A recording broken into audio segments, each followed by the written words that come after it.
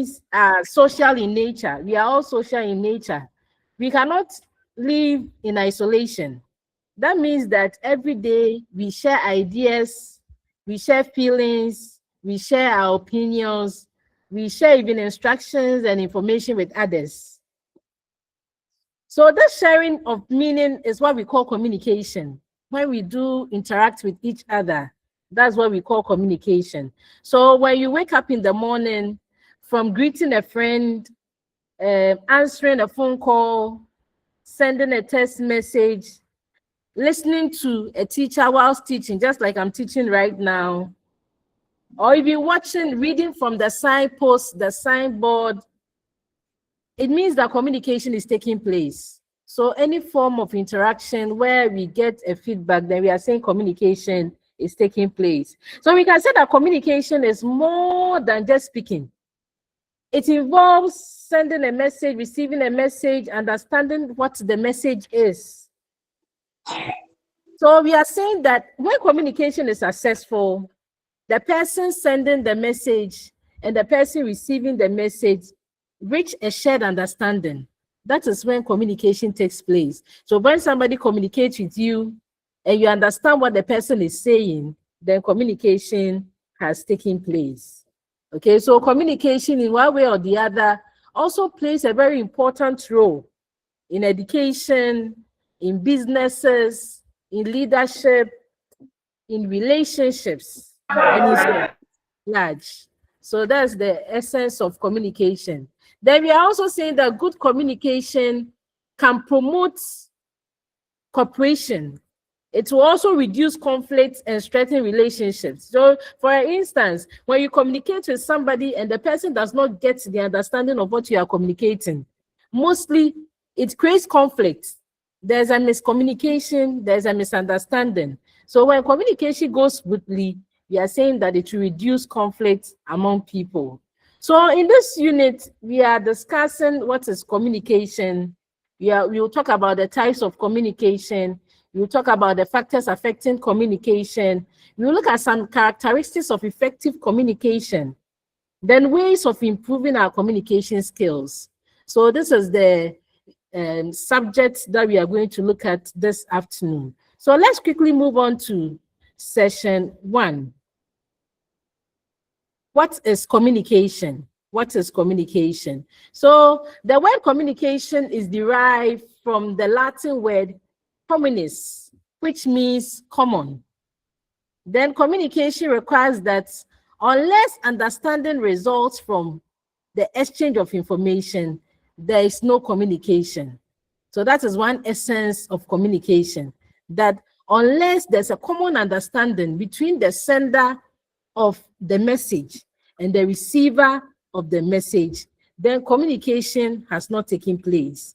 But if there's understanding between the sender of the message or the information and the receiver of the message or information, then we can say that communication has taken place. So what then is communication? So we have a definition here from our model. So those of us following from the model, we can see this definition in the session 1.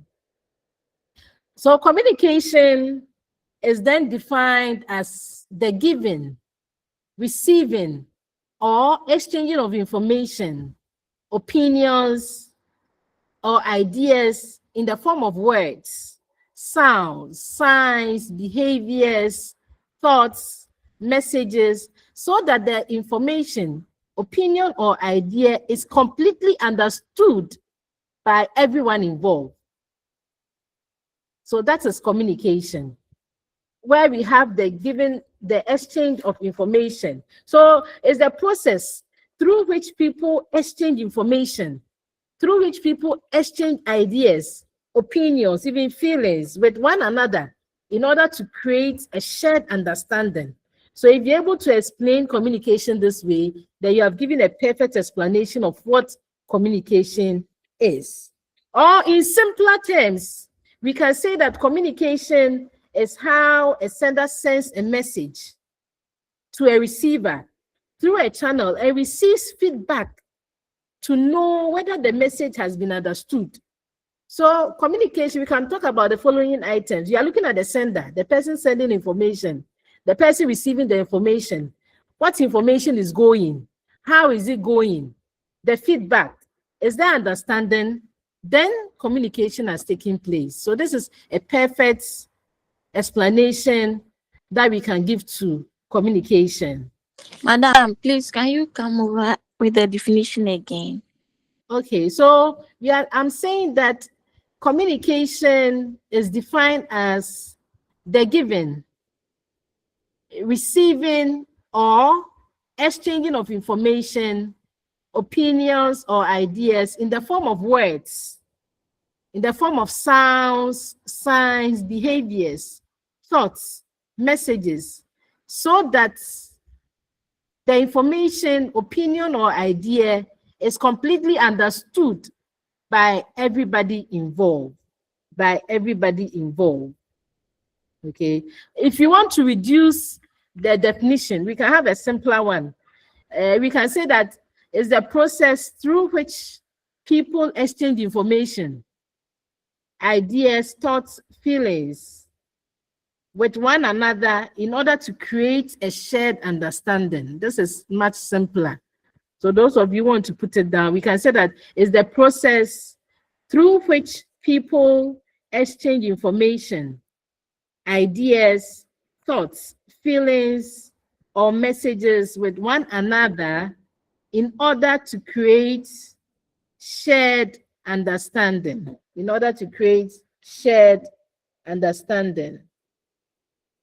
So that's what we mean by communication.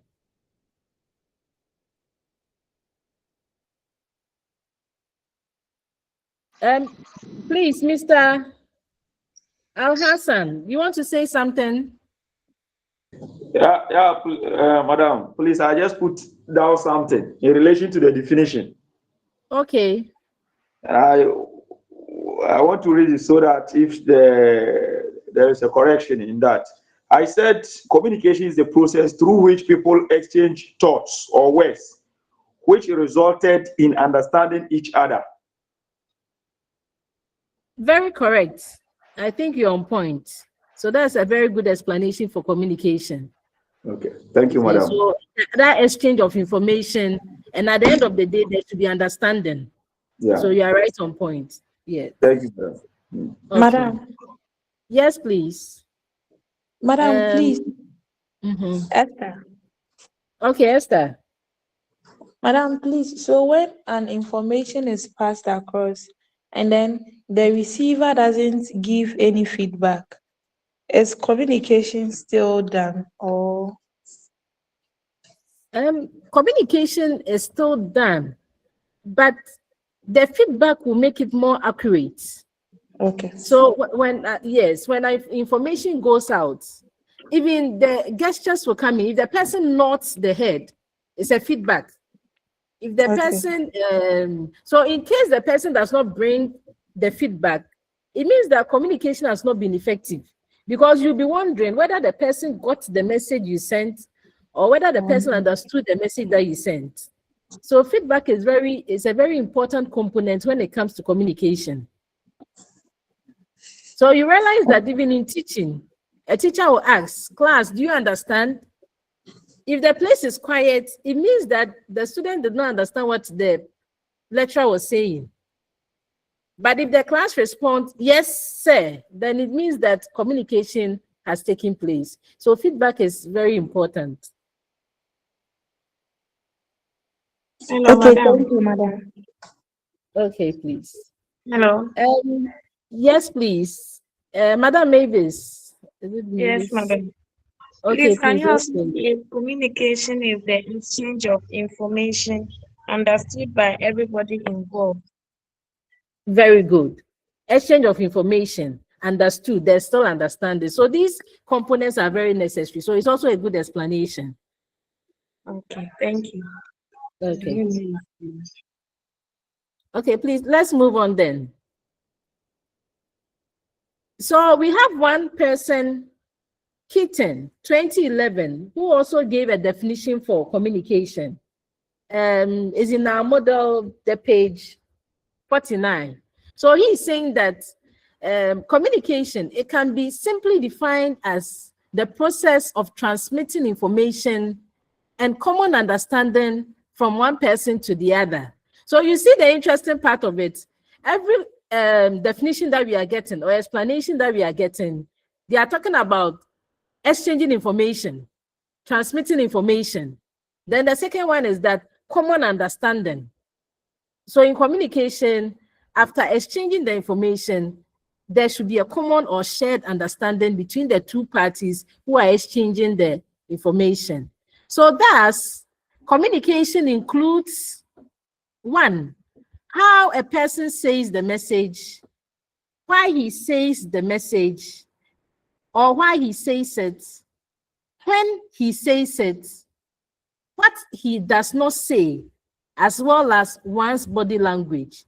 So these are some of the things that are included in communication. How a person says the message, very important. Why he's saying that particular message. At the time when the person is saying the message, and what he does not say, as well as one's body language, are all inclusive when it comes to communication. So it is a learned skill. However, while most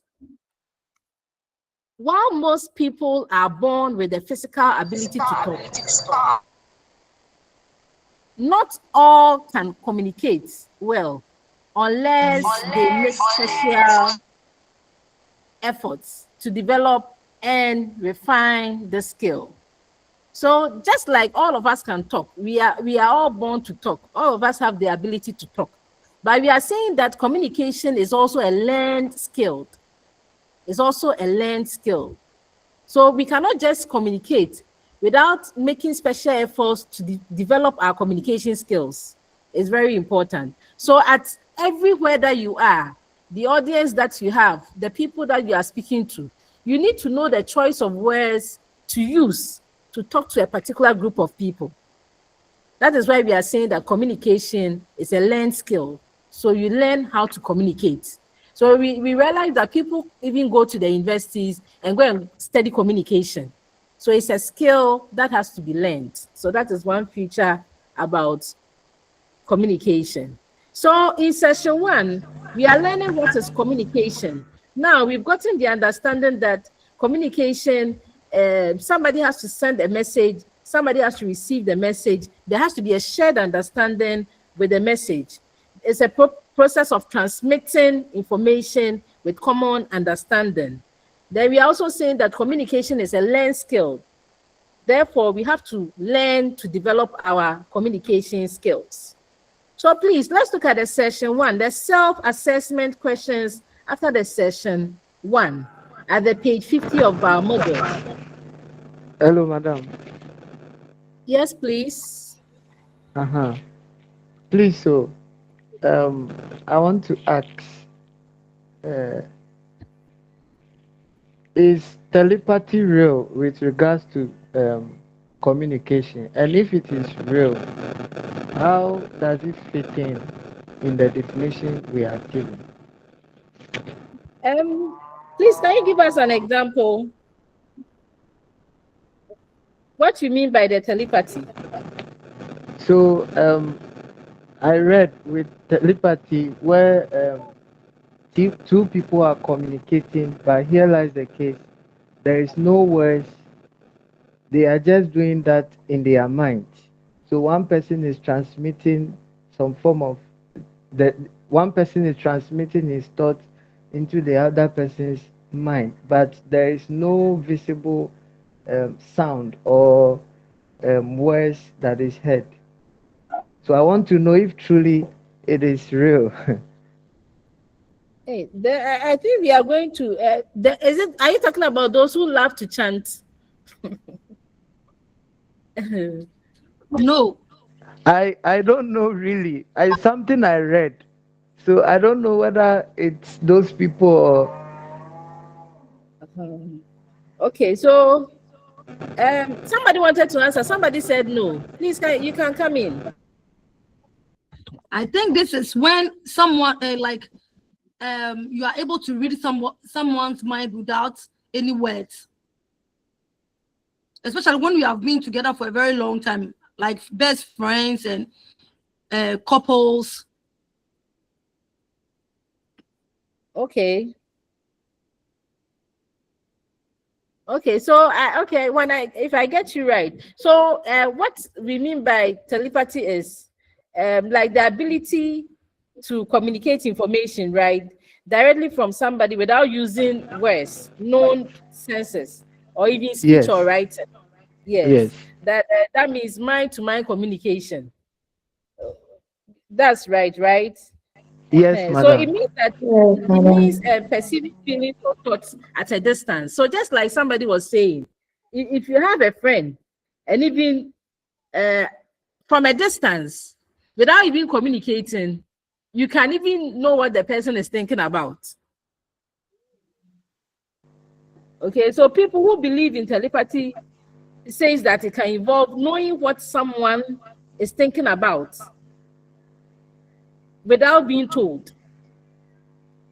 So Okay. it's something which is there. Okay. It's real. And it Okay. happens between people who I think who are close or somebody you've known for a very long time.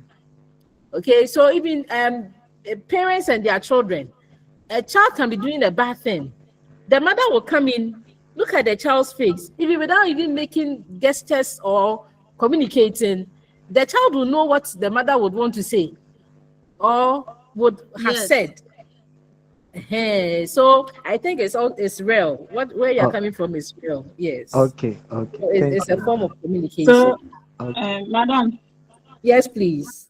me too. Like the way you are saying, you see that there are Mhm. some people, they don't talk, but the Yeah. way they will look at you, Yes. you will immediately get to know what they want, they are saying. So, Yes. can we term that one too as communication? That one, gestures will come in. But let me give another example. Like thinking about someone. Okay, you are thinking the person is in your thoughts, and before you realize, the person calls or the person sends a message. That one too is a form of what? Telepathy.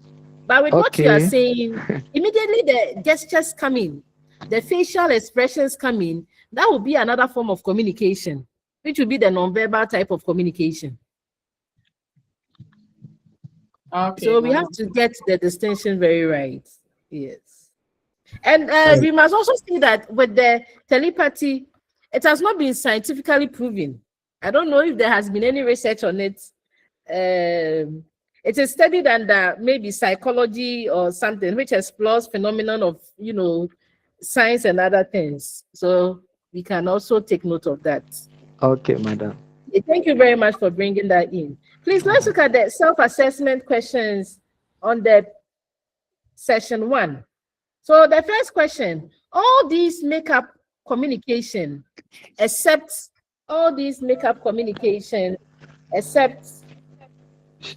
Shelving. Shelving. Shelving. Yes. okay, Shelving. yeah, so shelving. Okay, thank you very much. Then question 2, information to be communicated can be in the form of information to be All the communicated. above. All of our Yeah. Okay. Yes, very true. And then the last question, what a person does not say cannot be termed as communication. True or false? false. False. Yes. So what a person say does not. So the correct answer is false. What a person does not say cannot be termed as communication. Yes. And please, I see a hand up before we go to session 2. Is it Rakash? Kasha? Please, is your hand up? Yes, madam. Okay, please, Yes, I let's hear wanted to from you. answer the number 2. Okay. So the answer is all of the above, right? Yes, please. All right. Thank you very much. Madam, Please, yes, Deborah. Please, madam. Please, let's hear from you.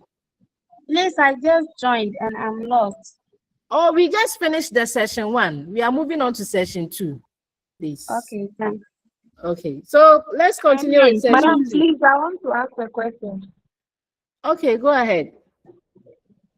Madam, please, the question 3 at the self-assessment test. They said Yes, what a person does not say cannot be termed as communication. yes. And they gave the answer Okay, as so false. madam, please pause. Okay. So madam, please, and when we were defining communication, we said that even your gestures Yes. are also another way of communicating. But probably you've not opened your mouth to say something, but your gestures shows what you are saying. So please, why are they saying that what a person does not say cannot be termed as communication? So please, those of I'm you a who little answered lost false, there. yes, I'm also wondering why they said false. So please, those of you who said false, can you Yeah. give us an explanation? Madam, Person does not see. so Yes, according please. to Keaton, he said communication includes how a person Finish that says the question. message, why he says it, when he says it, what he does not say, as well as one's body language. So I think from this definition, the answer should be false. Okay. Please, any other contribution to this one? Madam, Why are we saying it's false? because the Yes, question says please. that what a person does not say cannot be termed as communication. And in terms of communication too, even if you use sign, the communication is done. Hello, madam. Yes. Okay. But with this one, they are Yes, particularly please. on saying. They are Mm-hmm. particularly talking about speaking, which communication can be Yes. done either by speaking or also showing sign or gestures. Yes. So the question, what a person does not say cannot be termed as communication. It falls because communication does not only occur through spoken or written words. So a person can communicate without saying anything. That is when the person is using the verbal gestures. That's why the answer is false. And please, the person who asked the question, are you okay? Yes, please, madam. Yeah. So Please, what a madam, I want person... to ask a question. Okay, please. So if you are asked to define communication, then you are Mm-hmm. asked to explain communication. What are the difference? With the definition, would you just go straight to tell what communication is? And with that of the explanation, how will you go about it? So when you're asked to define communication, you go straight to the definition of the communication. But when you're Okay. asked to explain it, then you explain the definition that you have given. Okay. So here you include so many things. You are saying that communication is a process through people exchange information, ideas, thoughts from a sender, somebody who is giving out the message, to a receiver, the person receiving the message. So you explain to that extent. Okay. Then you have the explanation. But when you have to give a definition, you give a definition, then there's a full stop. You don't explain further. Thank you very much, madam. All right. Okay, please, let's move on to the session 2. Elements of communication. We are looking at elements of communication. So in every communication process, there must be a sender. There must be a sender who speaks or sends a message, and a receiver who listens or receives the message. Yes, we are looking at elements of communication. So in every communication process, there must be a sender, the person who is giving out the information, who speaks the information, who sends the information. Then there must be somebody at the receiving end who is listening to the information, that's receiving the information. So basically, these are the two most common elements when it comes to communication. There are other elements of communication which we are going to look at. But the two most important elements is the person sending the information and the person receiving the information. That is the sender and the receiver of the information. So there are other elements of communication, just like I've written on the slide. The sender of the message itself is an element of communication. The channel or the medium through which the message passes. So the channel or medium is also another element of communication. Then the receiver of the communication. The feedback, getting a feedback is also an element of communication. Then the context of the message is also an element of communication. So we are looking at elements of communication. We are saying that we have two common ones. That is the sender and the receiver. Apart from that, we have other elements of communication which also helps or aids a successful communication. These are some of the things that we've mentioned: the message, the medium or the channel of the communication, the feedback, and the others. So if you look at our model, page 51, we have a diagram there. Please, I hope you have seen the diagram. Yes, madam. Which is talking about the communication process. The communication process. So let's look at the diagram very well. We see it's a diagram by Chini, 2011. He brought this diagram, Chini, 2011. Yes. So we see the sender. Look at where the first box or the first square, we see the sender. Then we see words like encode and decode. And then there's a decode. big arrow. There's a big arrow towards the receiver. So we have the sender sending a message to the receiver. So in the message, you see that there's medium there and there's noise. So it's talking about the channel of communication. How is the sender sending the message to the receiver? So that is the medium. Then the noise over there will be a distraction. So when there's noise or there's any distraction at the background, probably the message will not go well. So the sender sends the message to the receiver. Then it comes down. The receiver encodes the message, then gives a feedback. So we see the arrow where the feedback is towards. Gives a feedback. Then the feedback goes back to the sender. Then it means that communication has taken place. So sender sends the message to the receiver. The receiver also encode and decode, send it back, feedback, gives a feedback to the sender. Then the communication process has taken place. So when we talk about, let me try and explain the encode and the decode. So when we talk about the encode, to encode a message, you are putting your thoughts into a message. So you convert an idea or thought into a message using words, symbols. Before you communicate with somebody, and you realize that there's something in your mind, there's something in your thoughts. So you encode what is in your thoughts through the message. And the message can be using words. You are using symbols to encode what is in your mind that you want to tell the person. Then the decoding means to interpret or understand a message that has been received. So you decode it into your system.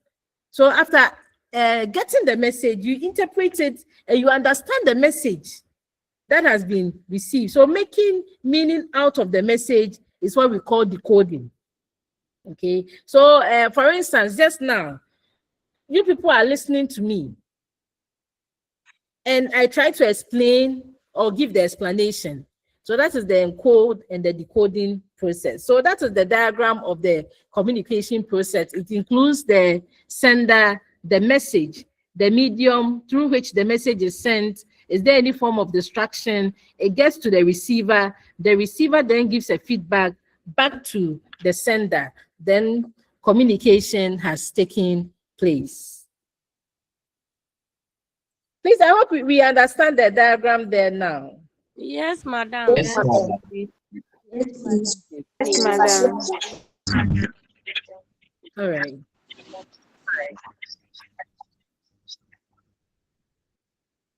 So here, one thing that we have to notice that listening skills are just as important as speaking skills in order for communication to be effective. Listening skills. So if somebody is communicating with you and you don't have that ability to listen or the skills of listening, then communication cannot be effective. So people who have speaking skills, the people listening should also have listening skills, being attentive to the person speaking to you. Then you get the understanding. So this means that if you want to get your message across accurately, you need to consider these three things. One is the message you are sending. Two, the audience or the receiver who is receiving the message. Then three, how the message is likely to be received. How the message is likely to be received. That is the medium you are using to send the message that you are sending. So these are the things that we have to look at. So quickly, let's look at the elements. There are some explanation of the elements of communication here. So I think I've almost explained all of them, but let's just go over them one after the other quickly. So the first one is the sender. So when we talk about the sender is the person who starts the communication process. So it's the person who intends to convey the message with the intention of passing information. So the sender is the person who starts the communication. Okay, then when we talk about the ideas here is the same as the message. It's the same as the message. So these are the thoughts, feelings, or information the sender wants to communicate. These are the thoughts, feelings, or information that the sender wants to communicate. So that's the idea, then the message. So three is encoding. I think I've explained it already, but it's the process of changing ideas into words. Okay, so since the subject matter of communication is mostly intangible, its further passing requires use of certain words, actions, or pictures, etc. So conversion of the subject matter into these symbols is the process of encoding. Then we have the communication channel, which is the same as the medium of communication or the channel of communication. So this one is the medium or the path through which the message is sent. So message can be sent through speech, it can be sent through writing, through email, through gestures, through telephone, through so many ways. That's the communication channel. Then we have the receiver. The receiver is the person who receives the message, for whom the message is meant for. Then the sixth one, we have what we call the decoding. It's also another element of communication. So decoding is the process of interpreting and understanding the message. So the person who receives the message or symbol from the communicator tries to convert the same message in such a way so that he may extract its meaning to his complete understanding. Then the last one, which is feedback.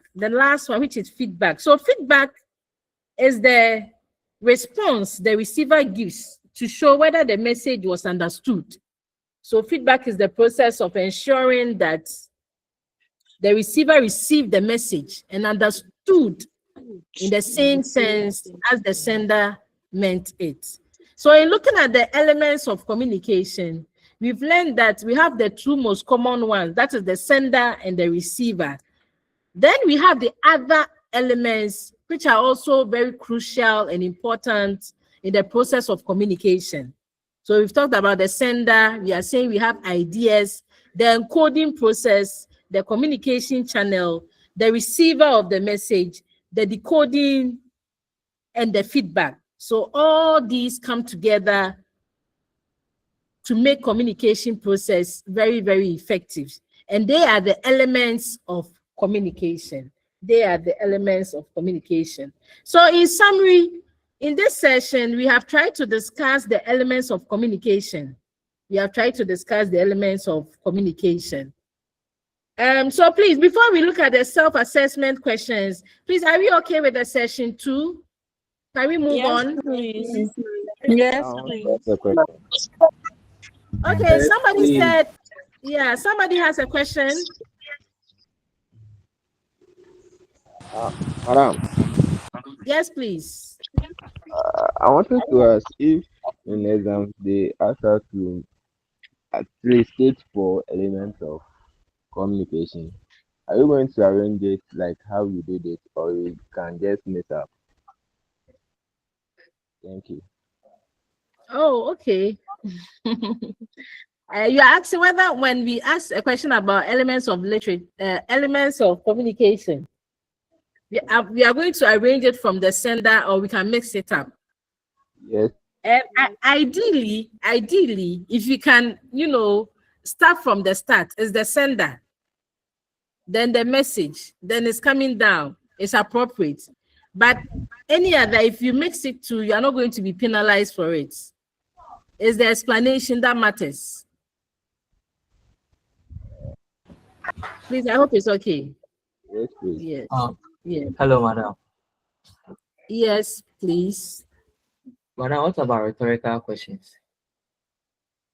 Rhetorical questions has been an element of communication. Yeah. No, we cannot capture that one to be an element of communication. Okay. These are the things that come into play for communication to be successful. Yeah, so rhetorical questions will be ruled out. Okay, madam. Thank you. All right. So please, let's look at the self-assessment questions after the unit, session 2. The first one, all the following are elements.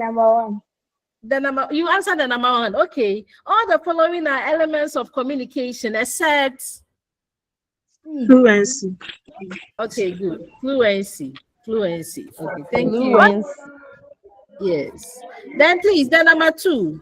The receiver is the one who passes on the message to be encoded. False. The receiver is the one who passes on the message to be False. All right. False. Yes. So the answer is false. The answer is false. Then the last question. All the following are formal channels of communication, except all of them are formal channels of communication. Discussion at lunchtime. Yes. Okay. So the correct answer is B. Discussion at lunchtime. Yes, very, very true. Thank you very much. It means that the session has been well understood. Okay, we are quickly moving on to session 3. Session 3. So in this session, we are going to talk about the types of communication. We are going to talk about the types of communication. We are going to talk about 4 major types of communication. Yes, 4 major types of communication. And after knowing what these types of communications are, we are going to look at the steps to take to develop those type of communication. The steps that one can take to develop that skill of communication, or that particular type of communication. Madam. Yes, please. Please, there's a question I want to ask. Number 3, the C, the word there, I don't understand. It's memorandum. The plural, is it a memorandum or memoranda? Yes. It's one of the channels of communication. Okay. Yes, just like we have newsletter, annual reports. So somebody can write a memorandum down. Yes. So it's, yes, please. It's a channel of communication. That's easier to make you understand what the memoranda is, which is MOU. In a class, you come on a consensus and decide something. Yes. Which is accepted by the class. We say it's a memorandum of understanding. Of understanding. Okay. Yeah. So it's a channel of communication. So thank you very much. You're welcome. So let's look at the types of, we are going to talk about the verbal communication. Madam. Yes, please. Madam. Memorandum to maybe you are working in an office, and on your duty you have some requirements or some things that need to be attended to. So you want to let your superiors to be aware of it. So you can let them know the list of problems you are having and send it to them. Such too can be termed as memorandum to be considered. Okay. All right. Thank you very much for that input. And please, Comfort, is your hand up?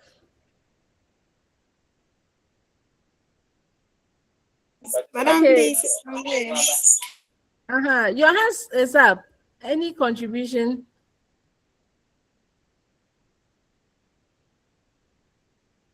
Madam, please tell us about the number 3. The question that Oh, is okay. about the first section. Oh, okay. All right. So moving on to section 3, we are discussing verbal communication. We are discussing non-verbal communication, written communication. Then the last one will be visual communication. These are the 4 types of communication that we are going to look at. So we are looking at the first one. 4 main categories of communication.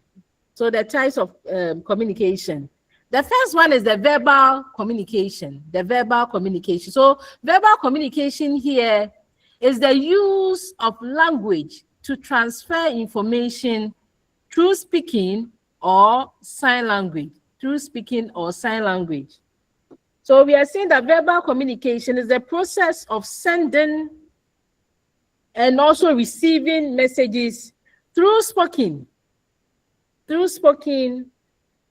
words in order to express our ideas, thoughts, feelings, or information, any of them. So verbal communication is one of the most common among the types of communication. Verbal communication is one of the most common type of communication and very, very efficient.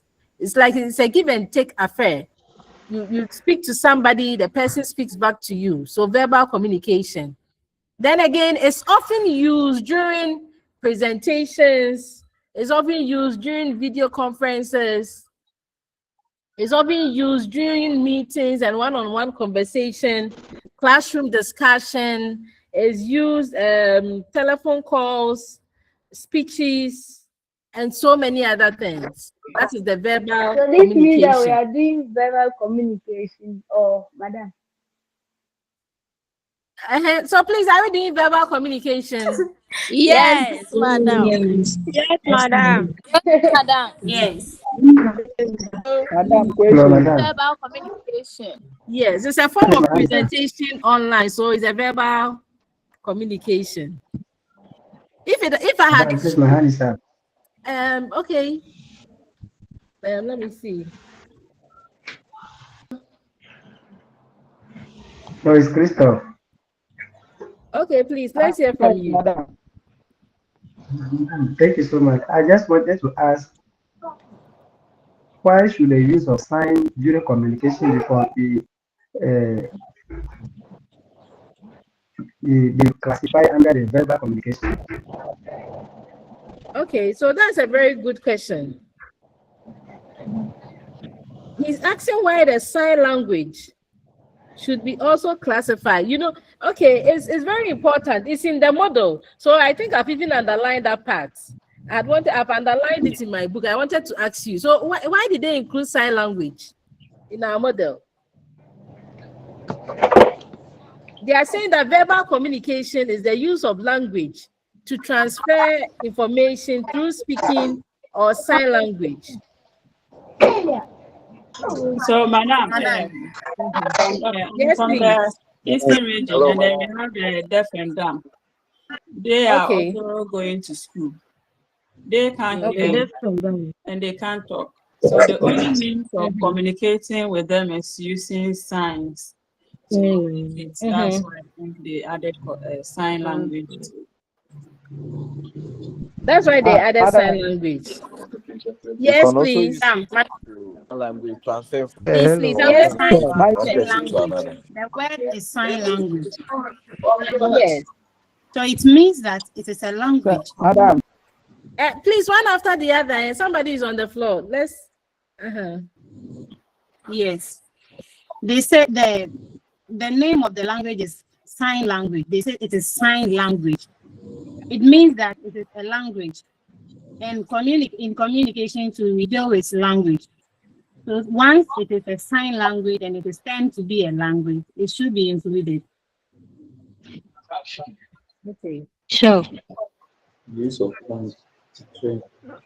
Madam, Okay, so Madam.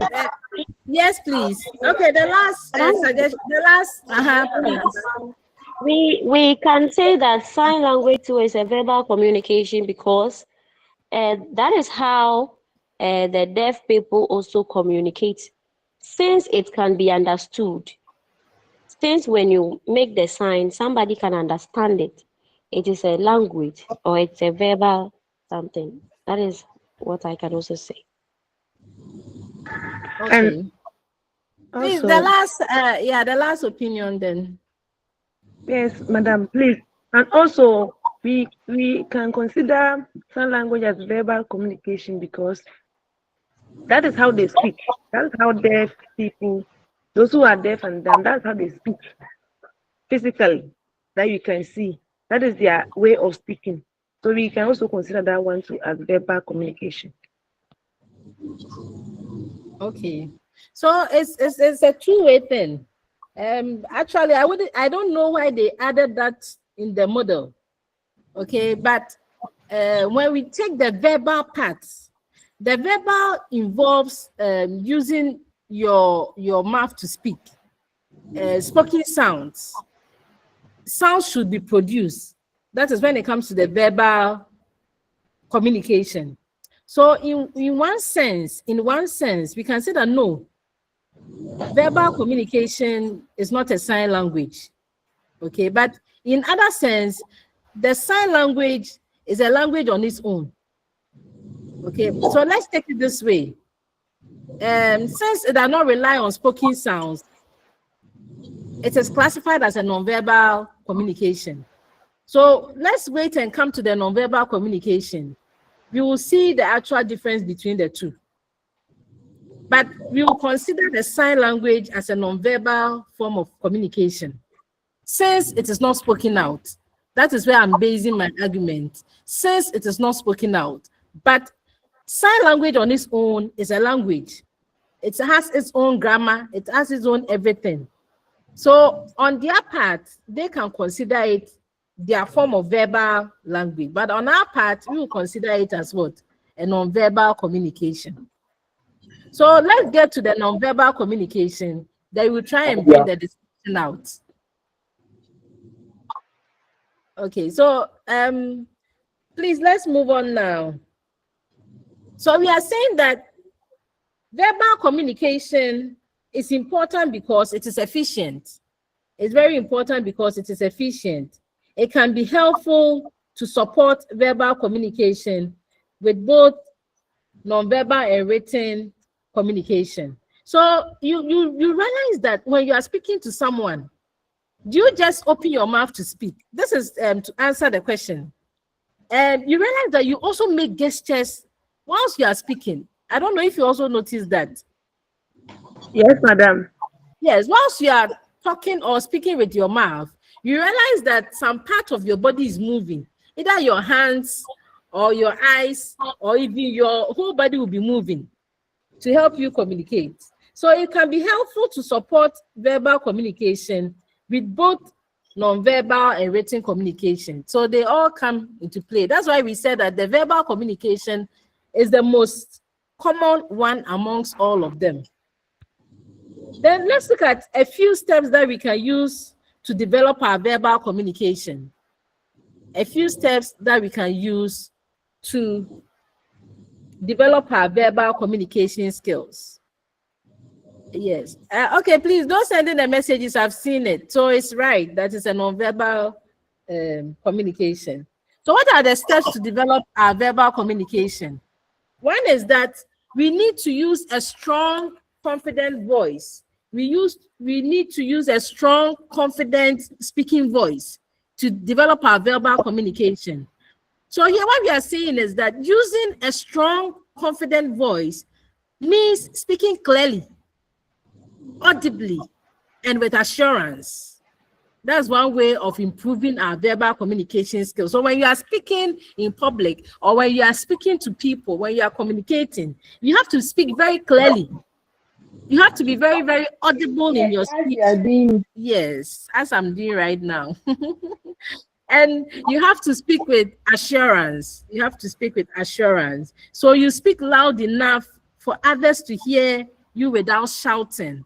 You pronounce words clearly and avoid mumbling. You maintain your steady pace, not too fast, not too slow. Then you can also use appropriate tone to match your message. So all this come together to develop our verbal communication. So why does it even matter? It builds one's confidence. It builds your confidence. Then it helps your listeners also understand you clearly. So that is the first thing. Use a strong, confident speaking voice to improve on our verbal communication. Then the second one is that use active listening. Use active listening. So when we talk about active listening, it's fully concentrating on what the speaker is saying, understanding the message and responding appropriately. At times, it's very annoying when you are speaking to somebody, you are busily talking, and the person, you can see from the person's face that the person's mind is not with you. It's like the person is thinking about something else or concentrating on something. Yes, that one is true. Yes, it's very annoying when you are communicating and that thing happens. So to develop our verbal communication, use active listening. Use active listening. So you pay attention without distractions. You maintain eye contact with the person. You nod or give short responses like maybe yes, oh, I understand, okay. Then at times you can even ask questions for clarification. That is when you are really, really listening to the person. Then the last one is that you, in order to develop our verbal communication, we have to avoid filler words. We have to avoid filler words. We have to avoid filler words. Filler words are unnecessary words. They are unnecessary words. I'm in quotes. Filler words are unnecessary words or sounds that people use or when they are communicating. So when you are speaking to somebody, like okay, so as like if the person don't want to answer you. As if the person does not want to answer you. Now in this 21st century, people are always using like, when you ask the person question, the person be like, so it doesn't develop our verbal communication very well. Okay, so mostly these things appear when the person or the speaker is unsure or unprepared about what the person is talking about. Okay, so too many fillers make speech sound weak and unprofessional. So when somebody is talking to you, the person is using like it doesn't sound so professional. So we have to take note of that. Okay, please, I see a hand up. Yes, madam. Yes, Mr. Hassan, do you have anything to add up? Madam. Thank you, madam. Please, in relation with to develop a verbal communication, can we also consider language fluency? Language fluency. Yeah. Yes, we can also consider that. Okay, and the fluency will come about when we avoid using the filler words. Okay. You get the connection. Yes, please. So when we avoid these kind of filler words, we get the fluency part. That is when the person is being fluent. Okay, please, let's go on to the next type of communication. We are talking about nonverbal communication. Nonverbal communication. What then is a nonverbal communication? Okay, so here we are saying that nonverbal communication is the transmission of information through the use of body language, gestures, and facial expressions to convey information to others. Nonverbal communication is the transmission of information through the use of body language, gestures, and facial expressions to convey information to others. So it can be used both intentionally and unintentionally. So in other words, we can say that it's a process of conveying messages without using spoken or written words. So it involves body movements, your facial expression. I'm just imagining, if you can see my face right now, I'm making some facial expression, be your eye contact, your posture. I wish we could see you. No, don't worry, you definitely see me. Our last lecture, I'll make you see me. You can use posture, gestures, tone of voice, very, very important. Physical distance to express meaning. So once you are communicating, this verbal communication comes in. I want to ask a question. In using this non-verbal communication, do we speak or we do not speak? When you are using non-verbal communication. We don't speak. We do not speak. We don't speak. Okay, so can there be a situation? Can there be a situation where you'll be using the non-verbal communication and still speak at the same time? Yes, madam. You can do that. Yes, madam. Yes, madam. Yes. So we can do that. In using non-verbal, yes, we can do that. So facial expression, you can be speaking and also be making that facial expression. And at times you wouldn't speak and you can still make the facial expression which can communicate to the receiver of the message. So it's very, very important. So examples include smiling to show happiness, nodding to show agreement, eye contact to show attention, and others, excitement, tone of voice to show. Any of these things is a non-verbal communication. So people often believe non-verbal cues more than words because body language is harder to fake. It's very, very important, or it's very necessary. It's difficult for people to fake body language. Okay, so it's believable. Then what are some of the steps to take to develop our nonverbal communication? So they have some points in our model. The first one is notice how your emotions feel physically. Notice how your emotion feels physically. So the simplest way of explaining this is that this step involves becoming aware of how your body reacts when you experience different emotions. No, so you notice how your emotions feels physically before you can make such nonverbal communication. So emotions usually show in the body before we speak. So for example, anger may cause, somebody to, the shoulders will be up and the face will be clenched. When somebody is angry, you see how the body will become light, then the face will become crumpled, the face will fall. I think the person wants to Hey, cry. madam, mute your mic. Hey. Madam, it's true. Yes, it's very, very true. Okay, so that's how it is. So you have to notice how your emotions feel physically. So why does it matter? It helps you understand your emotional state. So that is another explanation for that. Then 2, be intentional about your nonverbal communication. So with this one, make an effort to display positive body language when you feel alert, open and positive about your surroundings.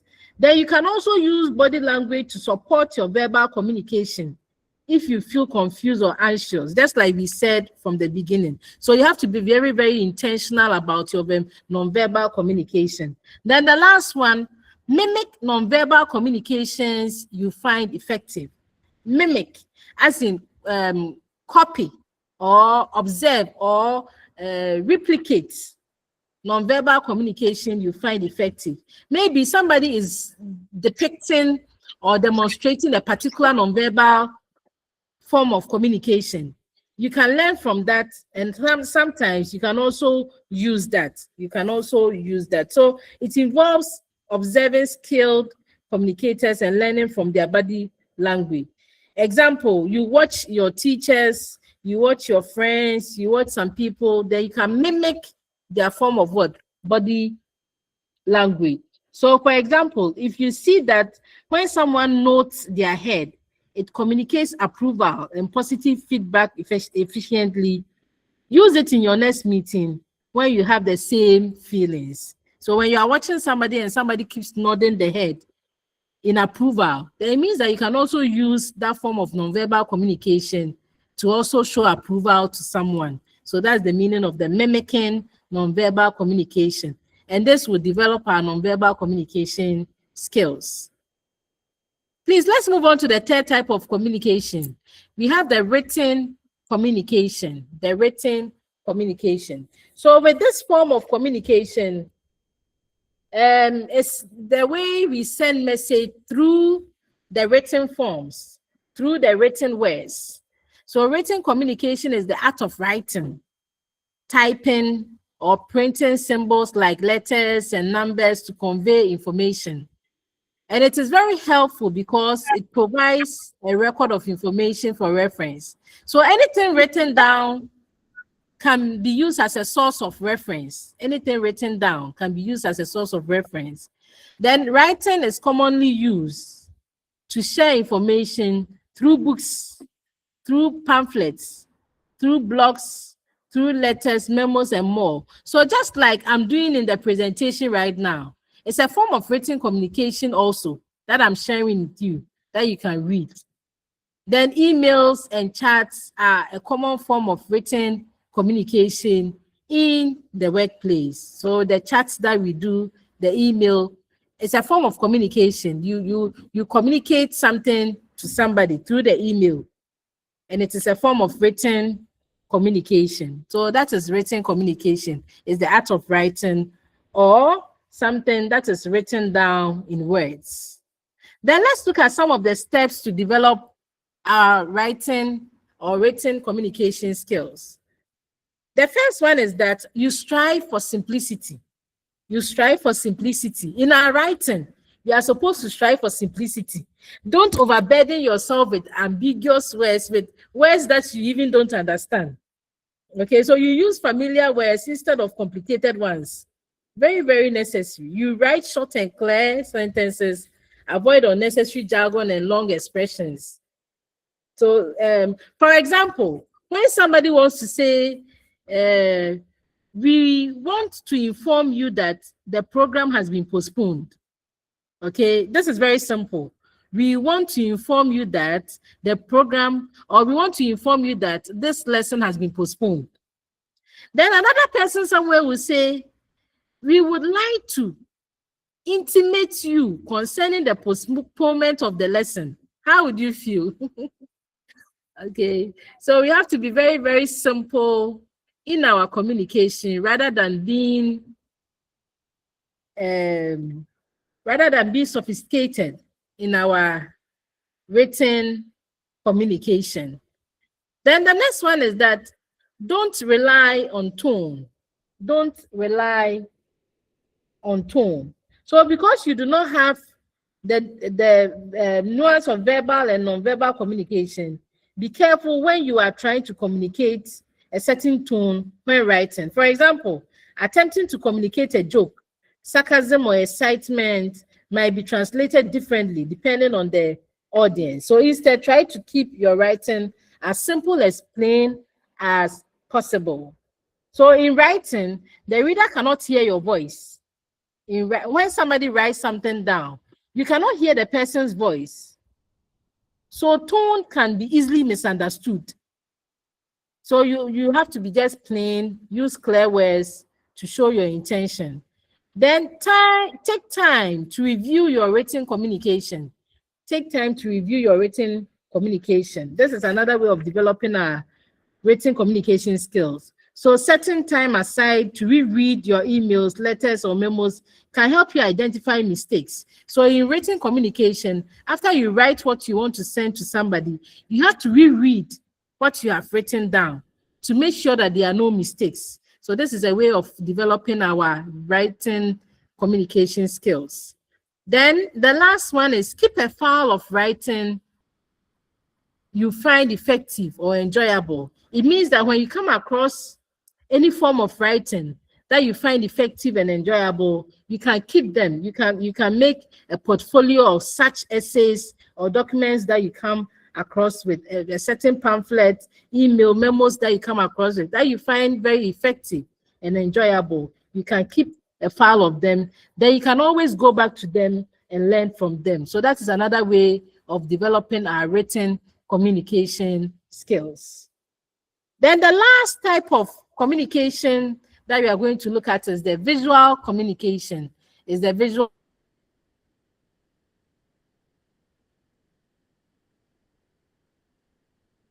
communication. So when we drawings, sketches, charts, and graphs to convey information. So visuals are often used as an aid during presentations to provide helpful context along written and verbal communication. So with the visual communication, I think it's also a very important aspect. Even in our presentations, in our verbal communication, we can also use visual pictures, photographs, and it will add up more explanation to whatever we want to communicate. So the visual communication is also an important aspect. So because people have different learning styles, visual communication might be more helpful for some to consume ideas and information. So that is that for the visual communication. And with the visual communication too, there are some steps that we can take to develop our visual communication skills. So the first one is that ask others before including visuals. Ask others. So when you are writing in your verbal presentation, you have to also seek the view of others before including your visuals. Which one is more appropriate? Which one is not more appropriate? It's also very important in our visual communication. And in our visual communication, the second thing that we have to consider is consider your audience. You have to consider your audience. This means you are thinking about who is going to view the visuals and the designs to suit their level of needs. So be sure to include visuals that are easily understood by your audience. So for example, if you are displaying a chart with unfamiliar data, be sure to take time and explain what is happening in the visual and how it relates to what you are saying. It's also very, very important. So these are the two ways by which we can develop our visual communication. So we come to the end of this session. So in this session, we have learned about the types of communication, and you have realized that communication, that is verbal, it can be written, it can be visual, or it can be non-verbal. So these are the types of communication that we have, communication skills that we have. So please, let's look at the self-assessment questions after the session 3. Self-assessment question. The first question, chatting with a friend on WhatsApp is an example of what? Written communication. Yes, so written communication. Okay, thank you very much. Hello. Yes. Hello, madam. Yes, please. Hello. Who is on the floor? Please, Hello. Please, if it is written, what about if you send voice notes to your friend during that WhatsApp conversation? So if it's a voice note, what type of communication would that be? Verbal. Hello, madam. Yes, please. So that means the WhatsApp message can be both, verbal and non-verbal, right? Are you asking or you are telling us? Hello?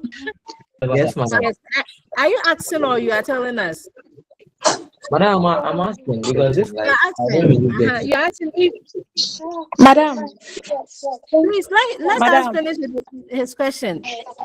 Please, your question again.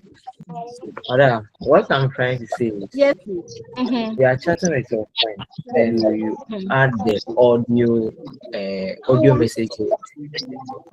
And the question here is saying chatting with a friend what if once I'm chatting with my friend, I add the audio, is it still verbal, like what do you call it, written? It shouldn't be. You see, the question here, chatting with a friend on WhatsApp, okay? It is presumed that until the audio part came in, it's always like the text message. I think that's why they asked the question that way. They're chatting with a friend. So just like you said, it can be in an audio form and it can be in a written form. So when it comes to the audio form, then definitely it's going to be verbal. But specify whether it was audio or not. So please, in your OBJ, if you can see chatting with a friend on WhatsApp, you choose the written form. All right. Since it did not specify whether it's audio or, please, I hope you get it. Yes, madam. Yes, Thank madam. you. So we are seeing chatting as in the normal text messages that we exchange with each other.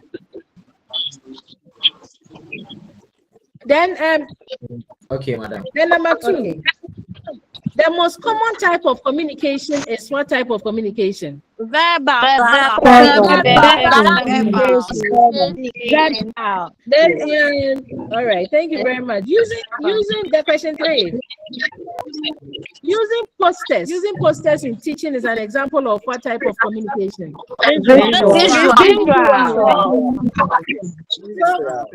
These type of OBJ questions are some of the type of questions you'll be meeting in your first quiz. In your first quiz, you are going to be answering 20 OBJ. So you take note of all these things. These are some of the questions that they can be asking you in the first quiz. Hello. So, yes, please. Number one answer. The A. Number one, we are choosing the D. Number one is D. Written communication. Okay, please. Let's quickly move to session 4. Session 4.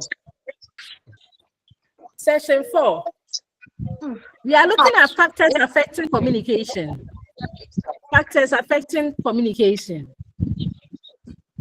So in communication, there's a sender, there's a receiver, and the aim of communication. And please, can we mute ourselves? There's feedback.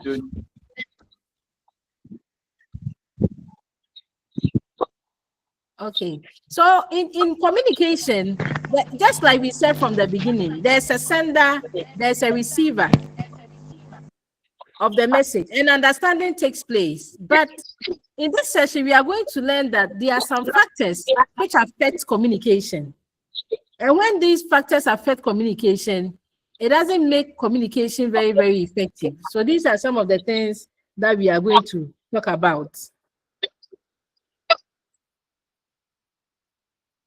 So the first one that we are discussing is factors affecting communication. The first one is status or role. Status or role. So here we are talking about the status of the sender of the message, the status of the receiver of the message, the role of the sender or the receiver of the message. So the sender and the receiver of the message may be of equal status within hierarchy. Example, managers in organizations speaking to one another, or they may be at different levels. Example, the manager and the employee, a lecturer and student, a business owner and the client. So this difference in status sometimes affects the effectiveness of the communication process. Why? Why that? People may feel free to speak openly to their peers, but sometimes they'll become nervous when speaking to someone in authority. So we are saying that status can affect communication in one way or the other. The power differences can create fear or hesitation. So looking at the manager and the employee, probably there's something that the employee wants to talk about with the manager, but the employee wouldn't know how to communicate that to the manager because of one, maybe fear. Because one, the employee thinks that the manager is of higher rank than him or her. But when the employee is talking to another employee, you realize that the employee can express him or herself very well to the other employee, other than the manager. So we are seeing that In the case of status, communication can be affected. So that is the essence of why we are saying that status or role affects communication one way or the other. So in this one, when you are asked to talk about factors that affect communication, if you say status, you should be able to explain why you are saying that status can affect communication between a lecturer and the student, and not knowing how to explain yourself very well and feeling free to express yourself very well. What is the effect on communication? It limits openness and honesty. It limits openness and honesty between a manager and an employee. It limits openness, and the employee will not be able to open up well to the manager. Then it can also cause misunderstanding if people lower status, avoiding asking questions. So another instance, a student may not question a teacher even when confused, leading to poor understanding. That is why most of the time when I'm teaching, I allow my students to come out with whatever they want to say. Okay, so a student may not question a teacher. So even if I'm saying the wrong thing, the student might know the correct thing. But because of that fear or the status, the student is thinking that, oh, my teacher or my lecturer is of higher rank than me, so I cannot say that my teacher is wrong. Please, I hope you see where I'm coming from. So the status and the role of individuals, one way or the other, affects communication.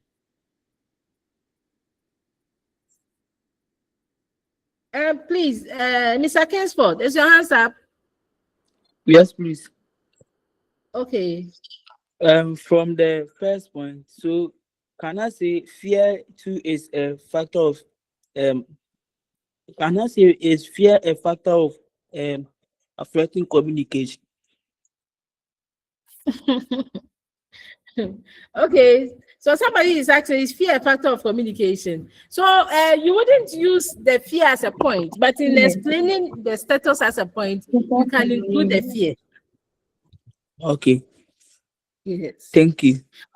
All right. Then number two, we are talking about cultural differences. Cultural differences being a factor affecting communication. So cultural differences, let's look at it in two senses.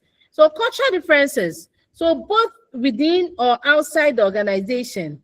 For example, interdepartmental dealings and communication with outside organization or ethnic minorities may impede the communication process. So even within organizations where people have different cultural values, different cultural identities, it can impede the effectiveness of communication. On the other side, the culture includes people's beliefs, people's values, people's customs, and ways of behaving. So gestures, eye contacts, greetings, and even tone may mean different things in different cultures. So when you see somebody coming from the north, when the person sees you and is greeting you, you realize that most of them bow. I have so many students who come from up there, and anytime I see them, I'm happy. When they greet you, the way they bow, it shows a lot of respect. But we have other people from ethnic groups, when they greet people, they don't bow. Okay, so things like this also affect communication. Okay, so when you meet somebody from the northern part, who is your superior, then you are from the southern part, in your culture, you people, you don't bow. So when you're in the office with that person, then anytime you see your superior, you just greet good morning, then you go your way. Sometimes they can feel offended that you don't respect. But in their culture, that is how it is. But in your culture, it is not that way. So this form of cultural differences, one way or the other, also affects communication. It also affects communication. So what is polite in one culture may be rude in another culture. So it's always like that. And this can lead to misinterpretation or may cause offense unintentionally. So cultural differences is also part. Then another factor affecting communication is choice of communication channels. Choice of communication channels. So before you choose your communication channel, you should ask yourself whether the channel is appropriate for a particular purpose and the person or receiver you have in mind. Is very, very important in communication, your choice of communication channel. You realize that in some situations, some of the things you'll be like, no, I have to see you face to face before I communicate. And some people will also feel okay when they send you a text message rather. When they see you face to face, they are not able to express themselves very well. But when they are chatting with you, they can tell you, excuse me, to say all the nonsense that they want to tell you when they are chatting with you. But when they see you face to face, they are not able to do that. So before you choose your communication channel, you should ask yourself whether the channel is appropriate for that particular purpose and the person that you are going to communicate with or the person that you have in mind. So that one is also part. So some messages require personal interaction, just like I said, and others can be sent through writing. So wrong channel of communication will distort meaning. So we have to put that at the back of our mind. Then let's look at the fourth one, the length of communication. How short, how long is the communication? How short or how long is the communication? At times, very long messages bore many people. And very short messages may lack important details. So it means that you have to be in between. It shouldn't be too short, it shouldn't be too long. So you have to at times hang in between the too long and too short. So the length of the message also affects communication process. You need to be sure that it serves the purpose and is appropriate for the receiver. So the message should not be too long or too brief. Then number 5, we are talking about use of language. The use of language also affecting communication, also a factor affecting communication. Most of us are victims of this one, or most of us do this most of the time. Poor choice of words, or weak sentence structure also hampers communication. This one is very, very true. So the same goes for inappropriate punctuation. So in written communication, inappropriate punctuation can cause confusion. It can cause confusion in whatever you are writing. Then your poor choice of words that you use when communicating can also disrupt communication. So language choice involves vocabulary, grammar, and sentence structure. So complex words may confuse people. Slang or jargon may not be understood by everyone. So in knowing your audience or the receiver of the message, you have to choose the appropriate words. Your choice of words should be appropriate for the person that you are communicating with. So this is another factor that affects communication. Then 6, disabilities.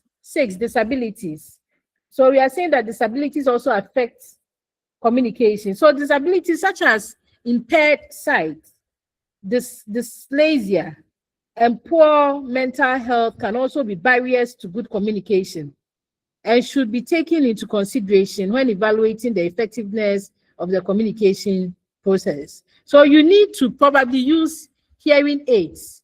If you cannot hear very well, sign language can come in, magnifying systems and symbols to alleviate problems caused by disabilities. So the disabilities here, I don't think is the severe ones. So if you have an eye problem, it's better you use lens so that when something is written on the board, you can see clearly for effective communication to take place. If you have a hearing problem, you can use hearing aids to aid you in listening to whatever you want to hear. So it's another one. Then number 7, known and unknown receiver. Known and unknown receiver can also affect communication. Known and unknown receiver can also affect communication. So whether the sender knows the audience well or not. So whether the receiver is known or unknown to you also plays a major role in determining the effectiveness of your communication. So a known receiver may be better able to understand your message despite having insufficient information. So an instance is a friend that you have already, somebody you already know. There might have been previous conversations between the two of you. So when you meet each other, that person is a known receiver. So you can start your conversation from any point and it will be well understood by the person. But if you have a situation whereby the receiver of your message is somebody who is not known to you, and you are making reference to something that has happened, it will be very difficult for the person to understand what you are trying to communicate. So that's what we mean by the known and the unknown receiver. Then we have 8 individual perceptions, attitudes, or personalities. This one can also affect communication. So sometimes the method of communication needs to take into consideration the receiver's personality traits, age, and preferred style.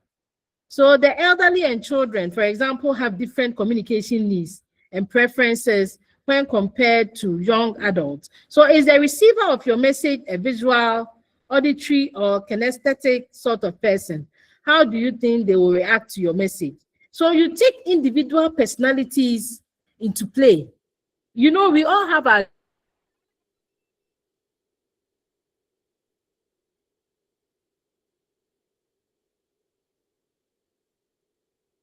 different personality traits and not communicate well with that person, so that communication will not be affected. So this is another way in which communication can be affected. Then now we have the atmosphere, noise, and distraction. Atmosphere, noise, and distraction. This one also affects our communication day in and day out. It's one of the greatest barriers to communication. Noise, distractions. So when somebody is coming, when you're in class and you are teaching to your student, then your student hears something, some noise, and quickly turn to that direction. When the students realize and comes back to the class, you realize that the student is distorted. The student is confused about whatever is happening.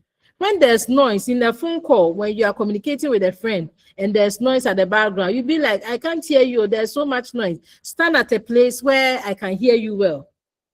So all these affect communication one way or the other.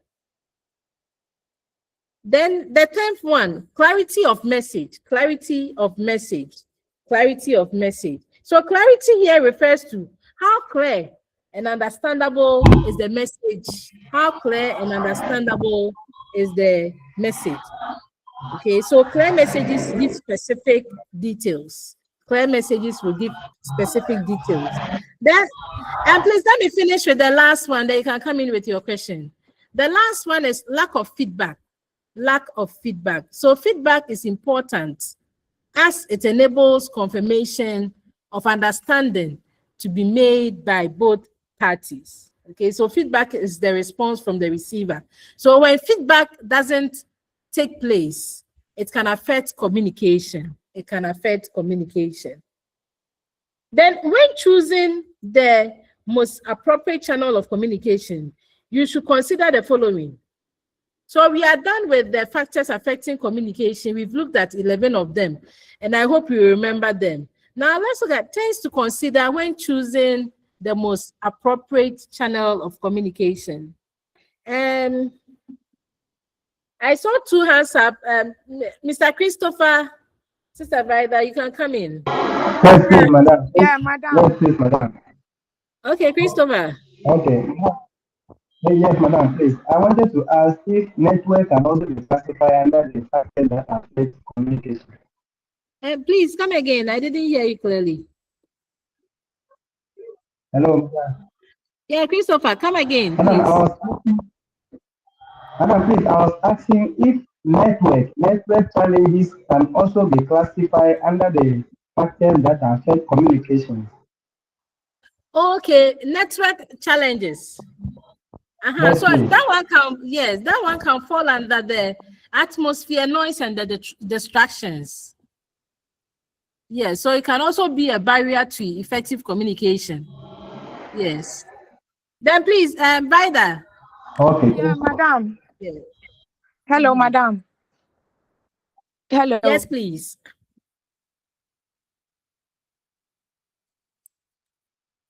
Please, we can hear you. Yeah, please. Can emotional state also be part of factors affecting communication? Let's say, yeah, please, I'm saying, can emotional state, sad, can also affect communication. Emotional state. Emotional state of a person. Okay, so Yes. class, can the emotional state of a person affect communication? Yes, Yes, madam. yes, please. yes. So Yes, it can also affect Yes. communication. Yes. It can. Yes. Okay. So please let's quickly go through this one. Things to consider when choosing the most appropriate channel of communication. So one is that consider all aspects of the communication process, that is the interpretation, understanding, and the feedback. Then 2, think carefully about possible barriers. Then the last one, evaluate the complexity of the message and decide how it might be best conveyed. So you can take these things into considerations. Then you can also ask yourself these questions. Who? So who am I sending the message to? Then why? What is the purpose of this communication? Then what? What is the content of the message you are sending? Then how? Are you going to use the oral form, the written form, or the visual form? Then where? Where exactly is the communication taking place? Is it on phone? Is it in a presentation? Is it before an audience? Then the last one, when?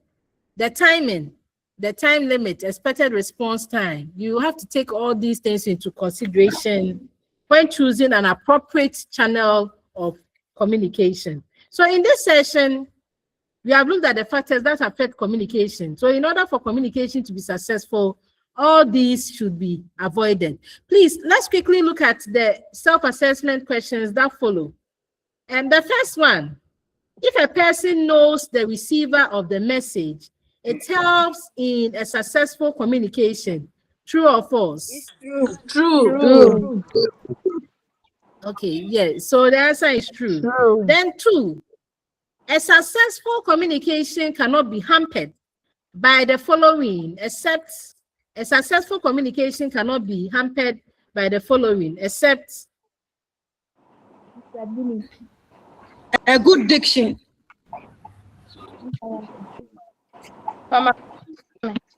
Disability. A good diction. Disability. A successful communication Disability. cannot be hampered by the following, except, so the correct answer is C, disability. Disability. Yes. Then the last one, the length of the message can disrupt communication. The length of a message can disrupt communication. True. Yes. Okay. Yes, so it's true. Thank you very much. Then let's can you mute yourselves?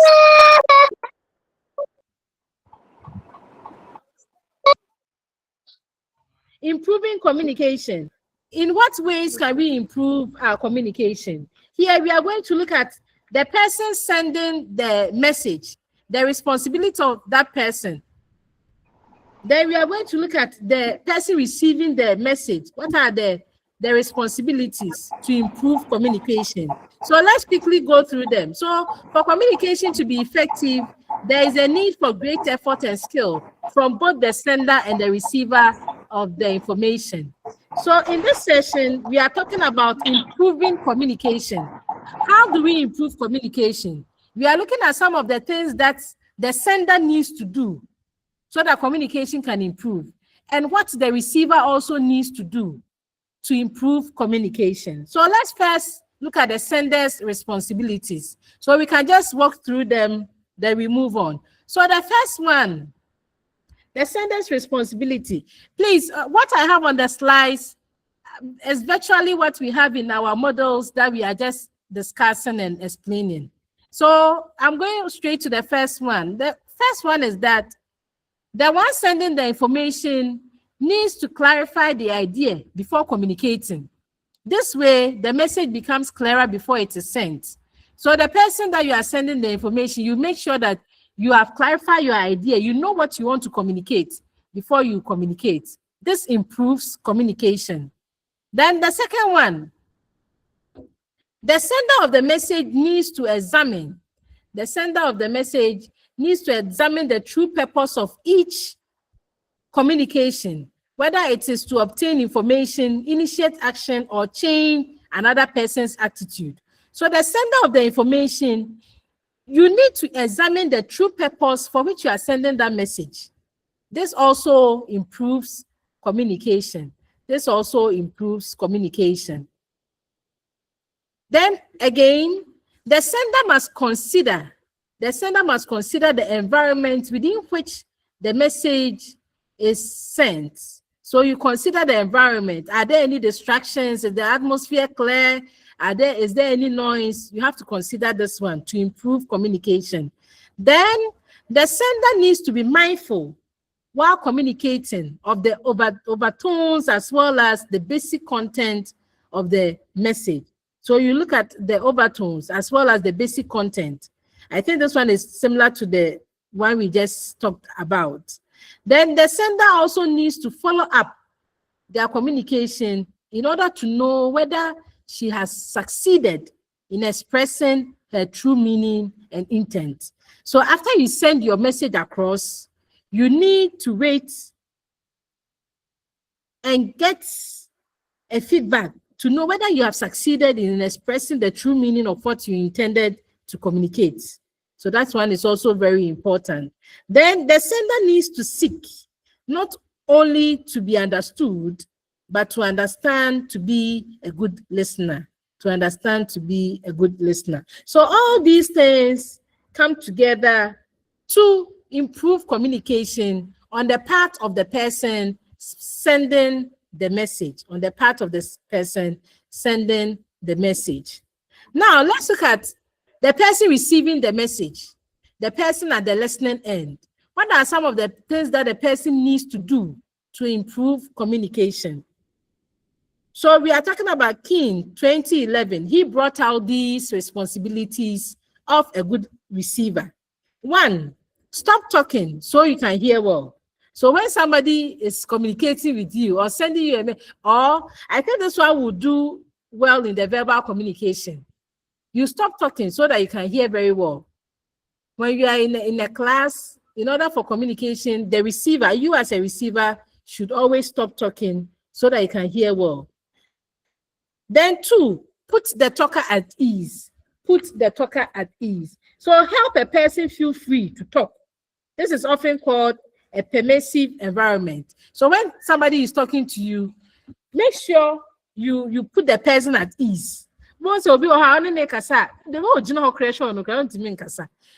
as a receiver, you need to put the person at ease.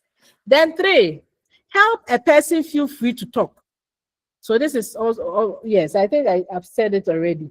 Yes. Then 4, show a talker that you want to listen whilst the person talks. So listen to understand rather than to oppose. So show the talker that you want to listen while the person talks. So some people, when you are talking, they keep on interrupting you. So first you try and listen before you come in with yours. Then 5, remove distractions. So when somebody is communicating with you, don't dawdle, don't tap, don't shuffle papers, and some people will be shutting the door. You remove all distractions. Then 6, empathize with talkers. So you try to help yourself. You have to try to help yourself through other person's point of view. Empathy. You show empathy. In showing empathy, it doesn't mean you feel for the person, but you try to be in that person's shoes. So you empathize with your talkers. Then again, as a receiver of a message, you have to be patient.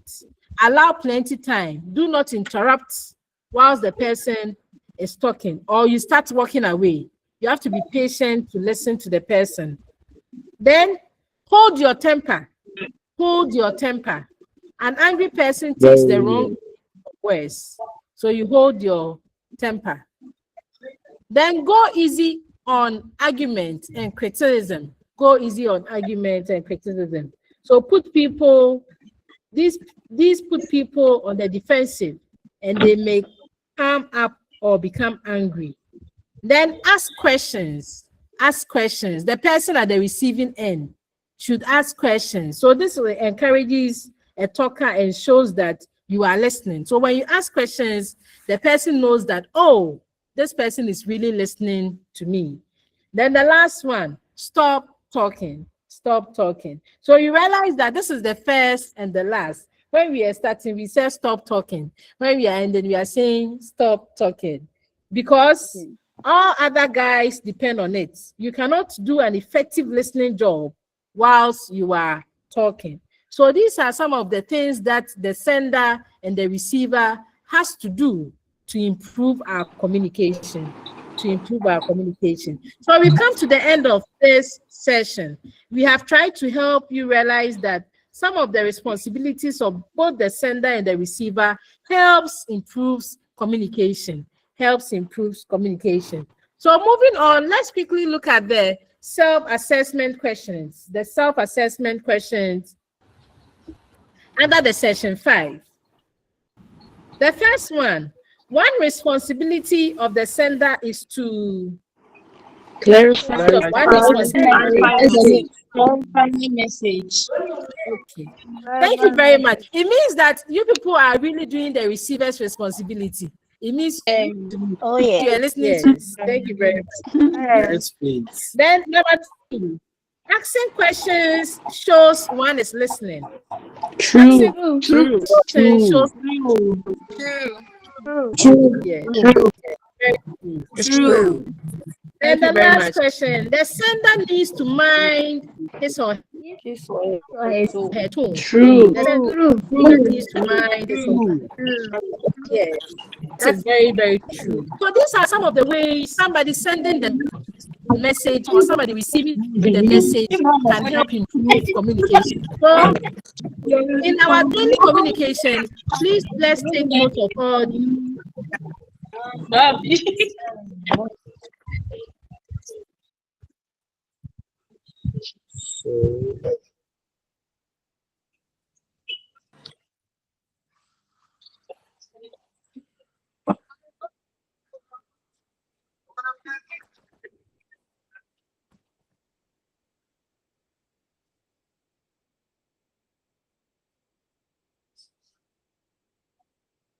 Hello. Hello, madam. Please, we can't hear you. Hello, please, can you hear me? Yes. Yes, madam. Yeah. Yes. I said that we are on the last session and we are looking at effective communication. So at the end, we should know what an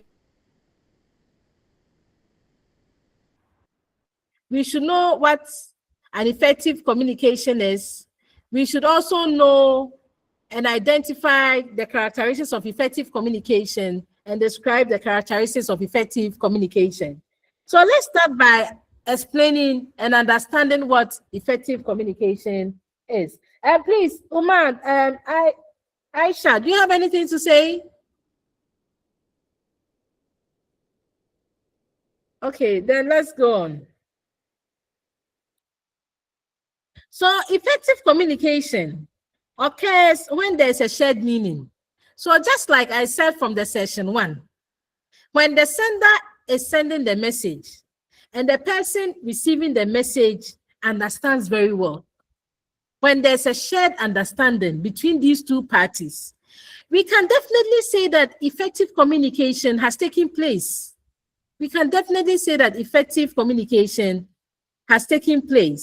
So that is effective communication. So quickly, let's look at the effective communication. Effective communication is when there's a shared meaning. It's a process of sending a message in such a way that the receiver clearly understands and the intended meaning. Okay, so effective communication may be defined as using language that is appropriate to other levels of understanding, then making sure others receive the information, developing relationship with others, then talking with others in way of that facilitates openness, then providing feedback. When all these things come into play, then effective communication has taken place. Then the last slide, the last on our list for today, is the characteristics of effective communication.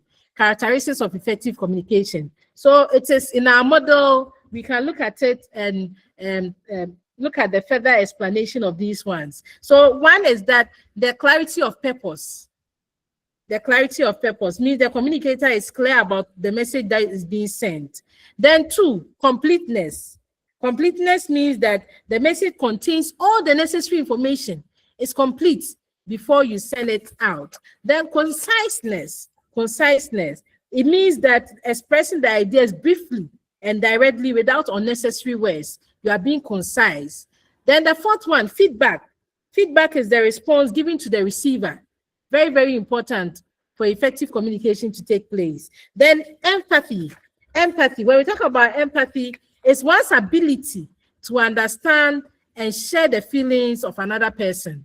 So we are supposed to do that. Then the last but one, modify the message according to the audience. This means that you adapt communication to suit the listener and the reader. Then lastly, multiple channels of communication, using more than one medium to send the message. So these are some of the characteristics of effective communication. For effective communicating to take place, your message has to be clear, it has to be complete, it has to be concise, you have to give a feedback, empathy, then you modify the message according to the audience, then you use appropriate channel of communication. You use appropriate channel. So in the last session, we have discussed the characteristics of effective communication and what effective communication is. So let's use the next 2 minutes to answer the questions that follow. The first one, the message to be sent should be modified according to the needs and requirements of the targeted audience. True. True or false? True. True. Yes. So the answer is true. Thank you very much. Then number 2, clarity of purpose means the message must be Clear in mind. Clear in mind. Yes. Thank you very much. Then the last question, using multiple channels of communication distorts the message. False. Yes. False.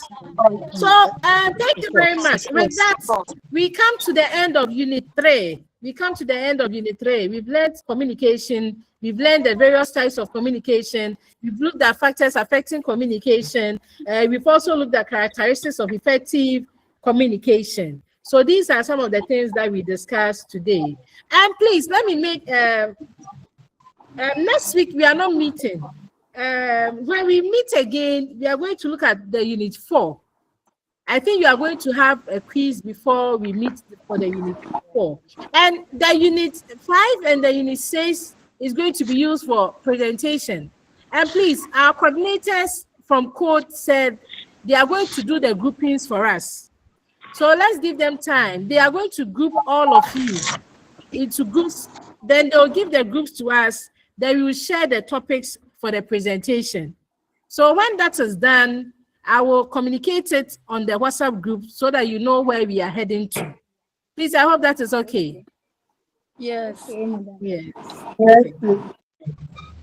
Okay, so I see one hand up. Daniela, do you have anything to say before we end the class? Yes, please, madam. Okay. Madam, please, I wanted to ask if the model is for 1 semester or the whole year. And please, it's the whole year. It's for 1 semester. This semester, this is the book that we are doing. Let me put it that way. It's this semester. So after the first 3 units, you have a quiz. After the first 3 units, you have a quiz. Then we do the session 4. Then the last 2 units will be for presentation. Please, that's how it is. Madam, so next semester, they are going to give us another model.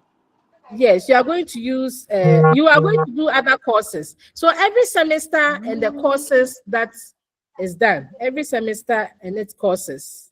Okay. Yes. Thank you. Okay, you're welcome.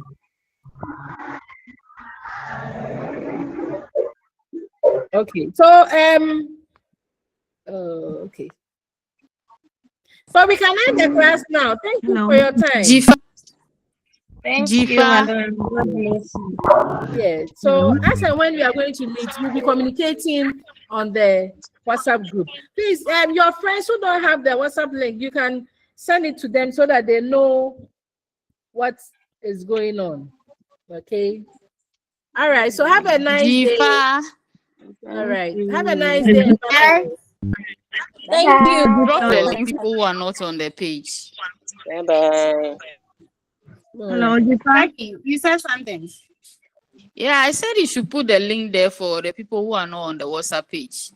Hey, this particular course, I am not the administrator for the link. Yo, you do I move Eh. right? I could yamam jawai. Who is the administrator? I'm not talking to you, sorry. I shall say. Please, who is the administrator? There is this group. I think it was created by UCC. It's a community, and on the community you find all the courses. So I think that's what she's referring to. Please, some of us are new, so people try. Please let me come in. So from the code coordinators, they are supposed to communicate with you. They said that they sent all the links to you people. So they have created the page. So just like she said, it's a community on WhatsApp. So if you go to all the courses are there. So you look at it, then the course that you belong to, you click join the group, then you can join. If you don't have that too, you can communicate on your pages with the coordinators for them to send the links to you on your page. Because me as a facilitator, I don't have that one, so you can communicate that way.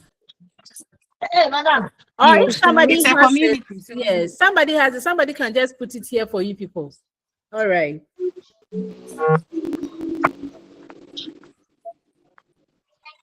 You're welcome. Yeah.